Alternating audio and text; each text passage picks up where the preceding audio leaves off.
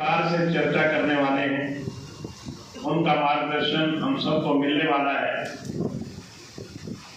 मगर मोटा मोटी आपके बात समझ में आ गई, क्योंकि जब ये इमरजेंसी लगी, मेरी उम्र लगभग 17 साल थी और मैं बीए फर्स्ट ईयर का स्टूडेंट था। एक फैसला आया हाई कोर्ट का कि इंदिरा गांधी के चुनाव को निरस्त कर दिया गया। इंदिरा गांधी उस फैसले से बौखला गई और सुप्रीम कोर्ट में अपील की, तो सुप्रीम कोर्ट का फैसला आया कि आप प्रधानमंत्री तो रह सकते हैं, मगर आपकी जो मेंबरशिप है उसका अधिकार आपका समाप्त कर दिया जाता है। और अगली तारीख दे दी। अगली तारीख से पहले, इससे पहले कि कोर्ट कोई अपनी कार्रवाई करे, पूरे देश में आपातकालीन घोषणा कर दी, इमरजेंसी लागू कर दी। पूरे देश में कानून व्यवस्था समाप्त हो गई। छोटे से लेकर के बड़े लीडर तक सभी नेतागण जेल में डाल दिए गए। और हमारे जो अभी आपको उन दिनों की भुक्त भोगी हैं, जो चर्चा करके गए हैं,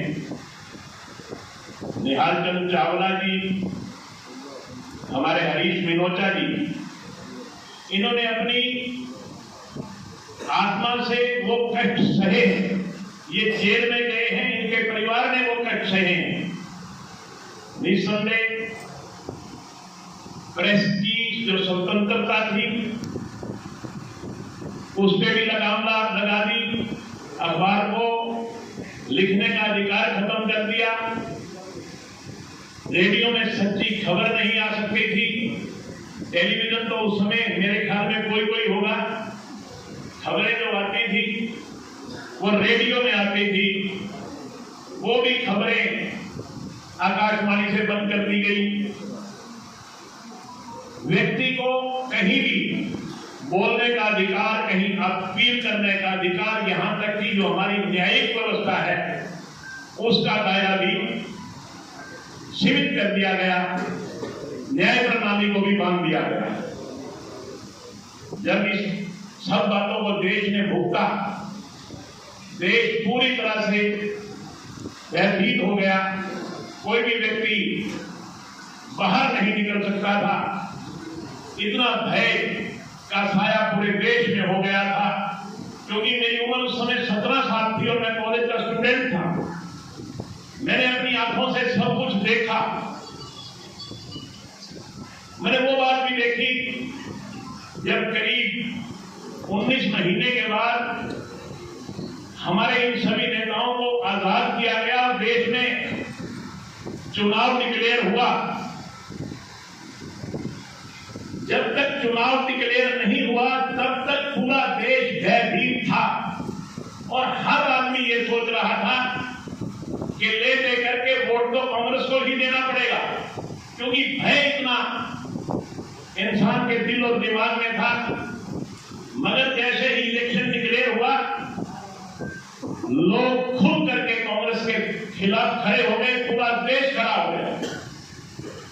जो देश के दिल में दर्द था वो एकदम छलक के आया और पूरे देश में एक बहुत बड़ा आंदोलन जयप्रकाश नारायण के नेतृत्व में खड़ा हुआ। और जो जो चुनाव नजदीक आते गए, पूरा देश जनता पार्टी के समर्थन में खड़ा हो गया। और जब चुनाव के नतीजे आए तो बड़े बड़े कांग्रेस के नेता, यहां तक कि इंदिरा गांधी भी चुनाव हार गई, राजीव गांधी चुनाव हार गए, बंसीलाल चुनाव हार गए। क्योंकि हमारे अंदर उस टाइम एक जवानी थी, हमें शौक था और चुनावी राजनीति से हम जुड़े हुए थे। मुझे याद है कि जब गिनती हो रही थी, क्योंकि 2-2 दिन गिनती में लग जाते थे, बैलेट पेपर की गिनती होती थी, रात के 2:30 बजे आकाशवाणी से घोषणा हुई कि श्रीमती इंदिरा गांधी अपने निकटतम प्रतिद्वंद्वी राजनारायण से 31,000 वोटों से हार गई हैं। इसके बाद एक गाना चला, चले जाएंगे सुबह वाली गाड़ी से चले जाएंगे, मुझे आज भी याद। साथियों, जिसने उन दिनों को देखा है, जिसने उन दिनों को भूलता है, आज भी याद आता है कि ये वो लोग जो आज संविधान की बात करते हैं, जो आज कहते हैं कि संविधान खतरे में है। आप अंदाजा लगा सकते हैं कि संविधान उन दिनों में खतरे में था या संविधान आज के दिन खतरे में है। साथियों, वो दिन मुझे याद है कि जब एक जवान बेटी अपने बाप को कहती थी, पापा भाग ले, ऑपरेशन वाले आ गए। इतना बेशर्मी का नंगा नाच इन कांग्रेस वालों ने किया कि छूते ही इंसान की आंखें झुक जाती थी। उन दिनों को आज इसलिए हम याद कर रहे हैं कि हमारा संविधान सुरक्षित रहे, हमारे संविधान के साथ कोई छेड़छाड़ ना हो। और इंदिरा गांधी ने केवल एक इमरजेंसी नहीं लगाई, इंदिरा गांधी के टाइम में 51 बार अलग अलग राज्यों में राष्ट्रपति शासन लागू हुआ, क्योंकि जहां की सरकार इंदिरा गांधी को पसंद नहीं होती थी, उस सरकार को भंग करके, उस सरकार को सस्पेंड करके वहां राष्ट्रपति शासन लगाया जाता था। कहने की बातें बहुत हैं, मगर आप और हम तो रोजाना बातें करते हैं। आज हमारे बीच में हमारे बहुत ही वरिष्ठ नेता माननीय ओम प्रकाश धनखड़ जी पूरी वार्ता आपके बीच में करेंगे, उन दिनों का काले अध्याय की बात आपके बीच में रखेंगे। इसलिए मैं आपके बीच में और माननीय धनखड़ साहब के बीच में ज्यादा समय ना लेता हुआ आपसे एक गुजारिश करना चाहूंगा कि आज के दिन को मनाने का, आज के दिन का मकसद ये है कि आज हम एक संकल्प लेकर के जाएं कि जब कभी भी कोई हमारे संविधान के साथ छेड़छाड़ करेगा तो हम जिस तरह से इन हमारे सेनानियों ने खड़े होकर के चाहे कितने कष्ट भोगे संविधान की रक्षा के लिए जेल में गए, हमें भी अपने देश के लिए संकल्प लेना चाहिए कि हम उन ताकतों को दोबारा इस देश की सत्ता में कभी नहीं आने देंगे जिन्होंने हमारे संविधान के साथ छेड़छाड़ की। इन्हीं बातों के साथ आप सबका बहुत बहुत धन्यवाद। जय हिंद। मेरा धवन जी, अशोक जी, धर्मवीर जी और पूर्ण जिला कैप्टन साहब, रामपुर नैन जी, आप सब मेरे सामने बैठे। और मैं तो स्वतंत्रता सेनानी ही कहूँगा, तो ये बखान करके अपनी गौरव गाथा को और कार्यकर्ता हो। जब तीसरे इमरजेंसी लगी मैं 25 साल का था और हाउस सर्जन था ऑफिस में। पहले दिन तो अखबारों के जो निकले 26 का अखबार, उनके सब के काले हाशिए और कुछ नहीं लेकर काम करो, वो पेपर मैंने देखे। दूसरी बात मेरे संस्मरण ये है कि मेरे दोस्त थे, हॉस्टल में था, वो मेरे पास आए, भाई हम तेरे द्वारा रवांगे। मैंने खाली कमरे में उनको रखा, ताला खुद रखता था अपने पास, चाबी। बाद में तो मैं फौज में चला गया, मगर वो दोनों दोस्त मिनिस्टर बने हरियाणा में, और उनको रखा भी एक कांग्रेसी मिनिस्टर के लड़के के कमरे में। वो भी बाद में ललित नारायण मिश्रा जी खुद क्लास में मारे गए समस्तीपुर। और तीसरी बात मैं ये कहूँगा कि पूरे हरियाणा के, मतलब पूरे देश के बड़े बड़े नेता, ये तो ये मानेंगे सावलात जी को पता ही है, वो ज्यादातर हरियाणा में 90% हरियाणा में थे और रोहतक में मेडिकल में आते रहते थे। चाहे देवीलाल जी हों, चाहे राजनारायण हों, चाहे चंद्रशेखर जी हों, यानी सारे ही इधर थे। और तीसरी बात यह है कि जब इलेक्शन हुआ इमरजेंसी के बाद, तो लोग टिकट लेने के लिए भी तैयार नहीं थे।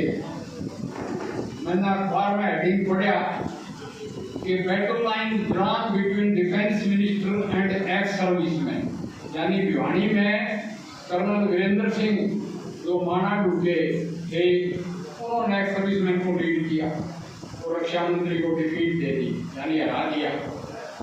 और लास्ट मैं कहूँगा कि इंदिरा गांधी बुरी तरह से घबराई, हार के बुरी तरह से घबराई और हक्की पक्की चीज है कि उसको कोई भी सजेशन दे दो वो कह देगी हाँ कर लो। ऐसा मैं बाद में मेरी उस टाइम तो शादी नहीं हुई थी, मेरे फादर इन लॉ ने जो सीबीआई में थे उस टाइम DIG उन्होंने अरेस्ट किया था इंदिरा गांधी को। उनका फोटो अभी आनंद भवन में लगा हुआ है इलाहाबाद।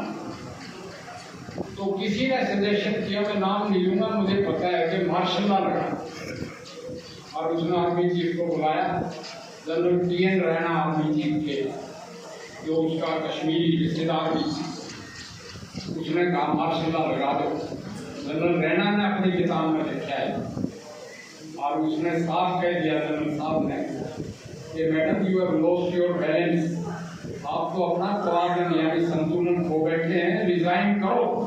तो मैं ये गर्व से कहता हूँ कि भारत की फौज प्रजातंत्र के साथ खड़ी।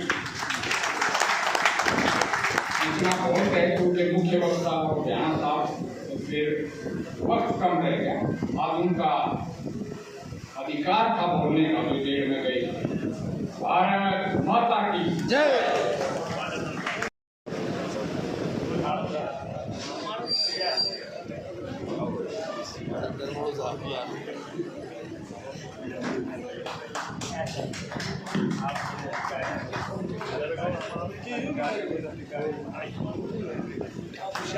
आप सब जनों की जोरदार तालियां बजाएं जो हमारे लोकतंत्र सेनानी यहाँ उपस्थित हैं। और हरियाणा सरकार ने भी एक बड़ी अच्छी पहल करते हुए 20,000 रुपये पेंशन ऐसे जो हमारे लोकतंत्र सेनानी जेल में गए थे उनको दे दी है।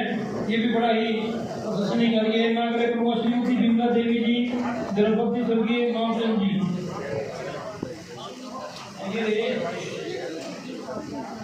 सिद्ध हो जी सिद्ध। मैं उसके बाद आग्रह करूँगा श्रीमती शारदा देवी जी जो धर्मपत्नी हैं स्वर्गीय शिशुपाल जी एडवोकेट, हमारे क्षेत्र के बड़े वरिष्ठ अधिवक्ता थे। श्रीमती शारदा देवी जी, और मेरा सौभाग्य रहा कि मैं इनका विद्यार्थी भी रहा हूँ। शारदा देवी जी का आप रिटायर्ड प्रिंसिपल हैं गवर्नमेंट स्कूल से।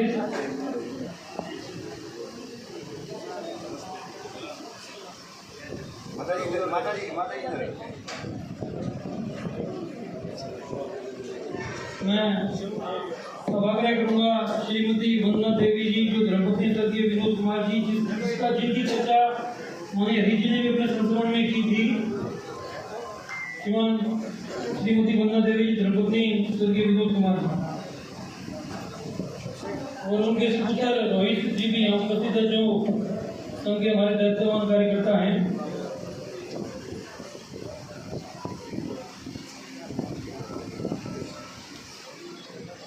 मैं अब आग्रह करूँगा श्रीमती सन्नो देवी जी जो स्वर्गीय फतेहचंद जी की धर्मपत्नी हैं जो यहाँ उपस्थित हैं। श्रीमती सन्नो देवी जी,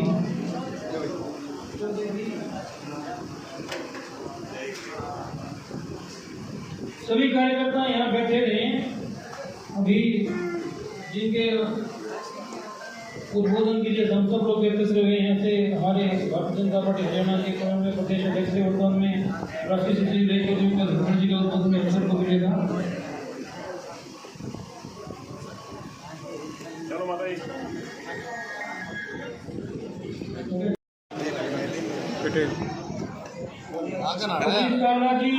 और उनकी धर्मपत्नी श्रीमती सुरेश कुमारी जी बाबूजी जेल में रहे और पीछे से किस प्रकार माता जी ने घर को संभाला, परिवार को संभाला और दोनों को हम सब लोग सम्मानित करके अपने आप को गौरवान्वित महसूस कर रहे हैं। उसके बाद मैं आग्रह करूँगा श्रीमान हर एक को अपने अपने अंतर का पता है। मैं 87 साल का संघ का सेवक हूँ, तीसरे शिक्षित हूँ और सब कुछ सहते हुए भी मैं आज वर्तमान में कार्य प्रमुख के नाते हाथी जिला में रह रहा हूँ।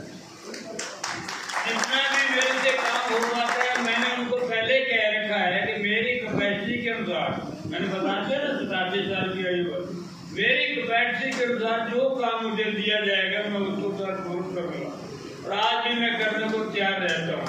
कहीं भी कोई उपस्थिति आ जाएगा कहीं भी कोई जाना पड़ जाए। अब कल्पना करो, हम जब इमरजेंसी लगी जिसको क्या कहते हैं, इमरजेंसी, आपात मतलब मुसीबत का काल। हम गहराई से जाते नहीं, कई बार हम कह देते हैं, सुन लेते हैं, बस हो गई, इमरजेंसी है। क्या इमरजेंसी है? ये हिटलर राज लगाना चाहते थे वो। हिटलर राज का नाम सुना कभी हिटलर का? हिटलर का कानून किस किस ने पढ़ा है बताओ, आप में से कितने लोग ने पढ़ा है? हिटलर का ये राज्य था कि वो कहते थे खंबे पर चढ़ जाओ, छलांग लगा दो। वो हिटलर राज का जो कहा है वो करना है। ये तो मैं उन माँ बेटियों की धन्यवाद करता हूँ। प्रार्थना करते समय भी उनको उन्होंने कहा कि आपातकाल के दौरान में अपने सरकारी कर्मचारियों को ओहदे बढ़ाने के लिए कहा कि जितने भी ऑपरेशन कोई ज्यादा करवाएगा उसको उतना बड़ा ओहदा मिलेगा। ये सबको पता नहीं है। जैसे मैं 85 साल का हूँ तो मैं ऐसे कह सकता, मेरी उम्र के 50 साल मैंने भोगे बैठे, तो मेरी उम्र के वालों को पता होगा। कुछ लोगों को पढ़ाई लिखाई से भी पता लगता है। हम कई बार सोचते हैं कि ये क्या करना है, मोबाइल में सब हो जाती है। पत्र का नहीं पढ़ रहा है, पत्रिका पढ़नी चाहिए, अखबार पढ़नी चाहिए। अखबार पढ़ोगे नहीं तो आपको पता क्या लगेगा क्या हो रहा है क्या नहीं हो रहा है, वर्तमान में क्या चल रहा है। उसका पता जब लगेगा तो हमें हिटलर की कहानी का पता लगेगा। इन माताओं बहनों को क्या था, आप कल्पना करें, कई लोगों को पता है विधवाओं का ऑपरेशन हुआ है, अनमैरिड थे जो लड़के उनका ऑपरेशन हुआ है, जो बुजुर्ग थे बच्चे पैदा नहीं कर सकते तो उनका ऑपरेशन हुआ है।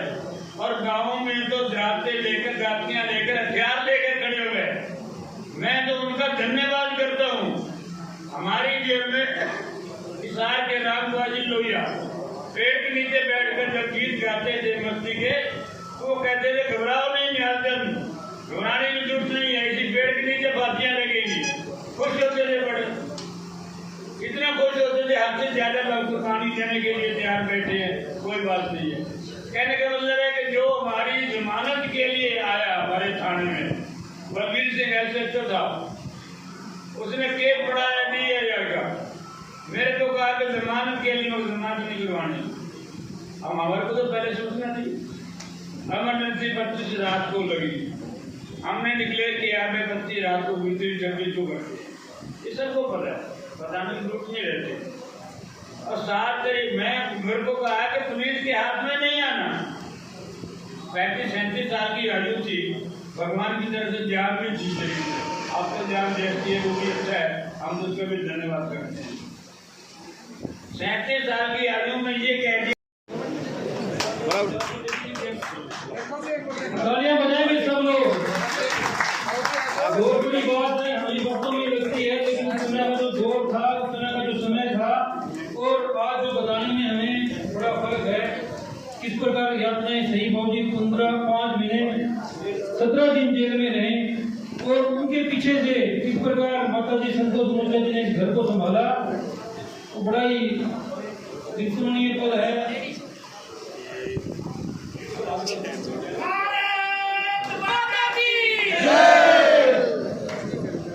मेरा अगला आग्रह है, कितना जोर है, तुम जोर से बोल क्या बोल। भारत माता की, भारत माता की, वंदे वंदे वंदे। भारतीय जनता पार्टी जिंदाबाद, भारतीय जनता पार्टी जिंदाबाद, नरेंद्र मोदी जिंदाबाद, नरेंद्र मोदी जिंदाबाद, नायब सरकार जिंदाबाद।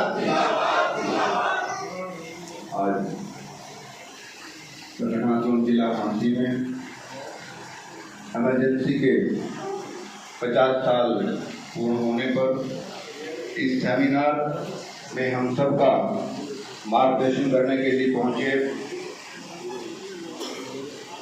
भारतीय जनता पार्टी के राष्ट्रीय सचिव, पूर्व में हरियाणा प्रदेश के सभी कार्यकर्ताओं को जिनका मार्गदर्शन प्रदेश अध्यक्ष के नाते मिलता रहा, जिनकी उंगली पकड़कर भारतीय जनता पार्टी में समझता हूं कि आज की युवा पीढ़ी ने संगठन को सीखने का काम किया और हरियाणा प्रदेश के पूर्व में कृषि मंत्री रहे ऐसे हमारे बहुत ही आदरणीय ओम प्रकाश धनखड़ जी, और इसी सेमिनार में हम सबका मार्गदर्शन करने के लिए पहुंची हमारे प्रदेश की उपाध्यक्ष, पूर्व में भारतीय जनता पार्टी महिला मोर्चे की प्रदेश की हमारी अध्यक्ष रही ऐसे बहन सुनीता डांगी जी, झांसी विधानसभा के हमारे बहुत ही यशस्वी विधायक विनोद भाना जी, पूर्व में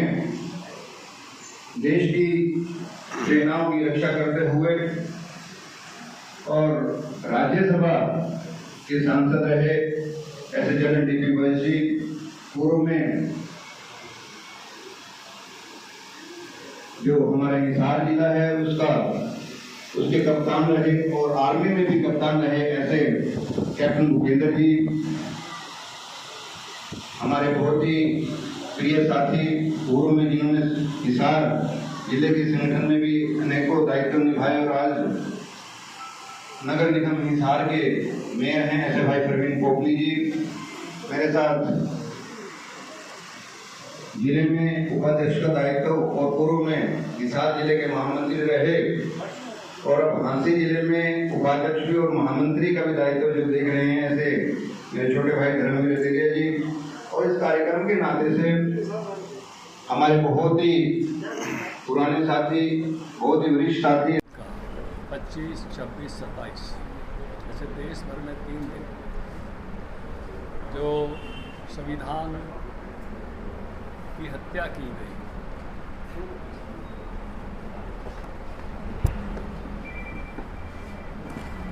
और लोकतंत्र का एक काला अध्याय जिन 21 महीनों में लिखा गया, उसके लिए 3 दिन के कार्यक्रम पूरे देशव्यापी रखे गए थे, पूरे हर जिले में। मैं 25 तारीख को इसी प्रकार के कार्यक्रम के निमित्त कानपुर में था। कल शाम को दिल्ली में ये 74 के आंदोलन के मुख्य रचनाकार थे जेपी, उनको प्यार से देश जेपी कहता था, लोकनायक जयप्रकाश नारायण जी के साथ काम करने वाले राम बहादुर राय जी, PM गोविंदाचार्य जी, वो एक कार्यक्रम में थे, उनके साथ था और आज आपके साथ हासिल है। वर्तमान पीढ़ी को ये लग सकता है कि हम बड़े भारी भरकम शब्दों का इस्तेमाल कर रहे हैं, काला अध्याय, संविधान की हत्या। 26 जून को टाइम्स ऑफ इंडिया के पत्रकार अशोक माधवन ने बम्बई एडिशन में, जो कि रात को पुलिस भेज दी गई थी और सारे अखबारों की बिजलियां काट दी गई थी, अधिकारी बैठा दिए गए थे, उसके बावजूद भी जो डेथ की सूचनाएं होती हैं उसमें एक विज्ञापन छापा। डेमोक्रेसी, जो सत्य के पति थे, अध्याय के 50वें वर्ष के भारतीय जनता पार्टी के इस राष्ट्रीय अभियान में आज हमारे बीच में इस प्रेस पत्रकार वार्ता को संबोधित करने के लिए हमारे बीच में उपस्थित हैं भारतीय जनता पार्टी के राष्ट्रीय सचिव, हरियाणा भारतीय जनता पार्टी के पूर्व प्रदेश अध्यक्ष, प्रदेश के पूर्व कृषि मंत्री और हरियाणा भाजपा के नहीं संगठन के अनेक दायित्वों पर आपने भारतीय जनता पार्टी एवं हमारे कार्यकर्ताओं को प्रेरणादायी मार्गदर्शन आपका मिलता रहा है। हमारे बीच में उपस्थित हैं माननीय श्रीमान ओम प्रकाश धनखड़ जी, उनके साथ विराजमान हैं यहाँ के माननीय विधायक श्रीमान विनोद भाना जी, भारतीय जनता पार्टी के जिला के अध्यक्ष के नाते भाई अशोक सैनी जी। आज की इस प्रेस में हमारी प्रदेश उपाध्यक्ष महिला मोर्चा की पूर्व प्रदेश अध्यक्ष आदरणीय बहन सुनीता डांगी जी, भारतीय जनता पार्टी जिला हिसार के अध्यक्ष कैप्टन भूपेंद्र जी और भारतीय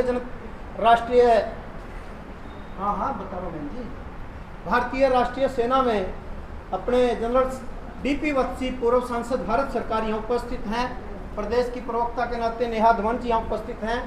मैं आज की इस प्रेस वार्ता में आपका अभिनंदन करता हूँ, स्वागत करता हूँ और माननीय श्रीमान ओम प्रकाश धनखड़ जी से प्रार्थना करूँगा कि वो अपना विचार, अपना उद्बोधन और मैं रामफल बुरा, इस कार्यक्रम का जिला संयोजक, पूर्व प्रदेश महामंत्री भाजपा किसान मोर्चा हरियाणा।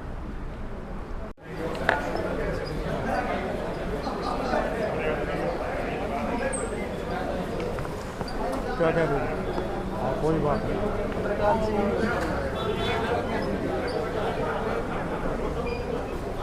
दोस्तों राष्ट्रीय सचिव